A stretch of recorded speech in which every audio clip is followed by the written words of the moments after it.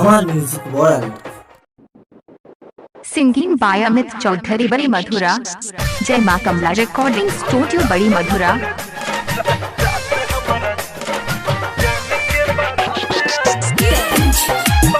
DJ Amit Kumar Anshu Badi Madhura Khagaria Bihar. दिलवा धड़कता अखिया फरकता। डीजे अमित कुमार अंशु बड़ी मधुरा खगड़िया बिहार। दिलवा धड़कता अखिया फरकता। हम तो सोचले नहीं रही ऐसन बात आई रे। कल रात हमरा जान के बारात आई रे।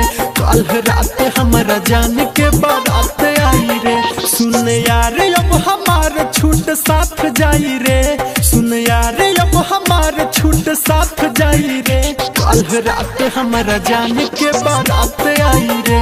कल रात हमरा जान के बारात आई रे। जय मां कमला रिकॉर्डिंग स्टूडियो बड़ी मधुरा। बड़ी मधुरा बड़ी मधुरा बड़ी मधुरा। डीजे अमित राजा। डीजे अमित राजा।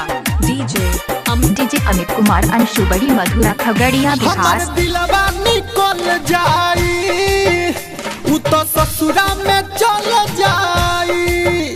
बद में चिन्हबो न करी रे। पूजवा खानी बदल जाई। सिंगिंग बाय अमित चौधरी बड़ी मधुरा।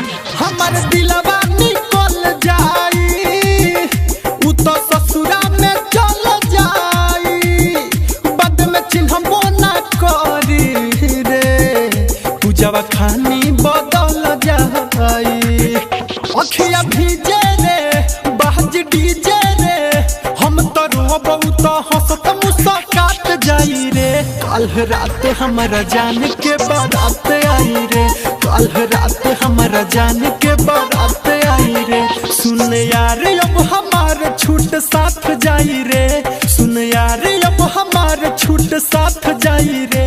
कल रात हमरा जान के बारात आई रे। कल रात हमरा जान के बारात आई रे। जय मां Kamala recording studio Badi Madhura. DJ Amit Kumar Anshu Badi Madhura Khagaria Bihar.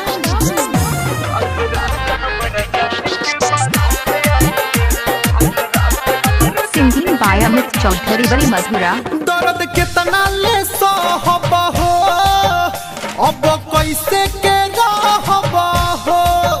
हम मनोज मतवाला से हाल दिलवा के कहब हो। डीजे अमित कुमार अंशु बड़ी मधुरा खगड़िया बिहार। दर्द कितना ले सहब हो अब कैसे के रहब हो। शेषनाथ शर्मिला से हाल दिलवा के कहब हो। दीपक सहीना कुछ कहीना नाही जननी हमार झूठा कसम खाई रे। कल रात हमरा जान के बारात आई रे। कल रात हमरा जान के बारात आई रे।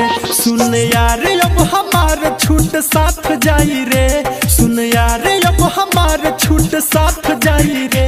कल रात हमरा जान के बारात आई रे। कल रात हमरा जान के बारात आई रे। जय मां कमला रिकॉर्डिंग स्टूडियो बड़ी मधुरा।